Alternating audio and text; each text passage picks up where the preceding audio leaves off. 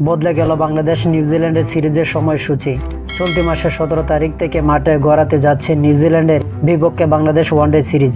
এই সিরিজের সবকটি ম্যাচ ছিল দিবারাত্রির। তবে বিশ্বব্যাপী জ্বালানি সংকটের কারণে খেলার সময় পরিবর্তন এনেছেন বাংলাদেশ ক্রিকেট বোর্ড বিসিবি। আজ বৃহস্পতিবার বিসিবিকে জানিয়েছে ওয়ানডে সিরিজের সবকটি ম্যাচ শুরু হবে বেলা 11টা থেকে। ওয়ানডের পর টি-20 সিরিজও খেলবে দুই দল। ওই সিরিজেরও সবকটি ম্যাচ হবে দিনের আলোতে। ম্যাচগুলো শুরু হবে দুপুর 2টা থেকে। গতকাল বুধবার বিসিবির অ্যাডহক কমিটির সভা অনুষ্ঠিত হয়। পরে সংবাদ সম্মেলনে এই সিরিজের সময় পরিবর্তনের কথা জানিয়েছিলেন বিসিবি সভাপতি তামিম ইকবাল।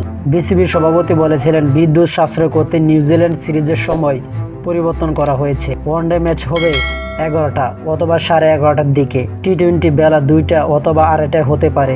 তো আশা করি যারা টি স্পোর্ট গ্যালারি চ্যানেলে সাবস্ক্রাইব করেন না, সবাই টি স্পোর্ট গ্যালারি চ্যানেলে সাবস্ক্রাইব করবেন।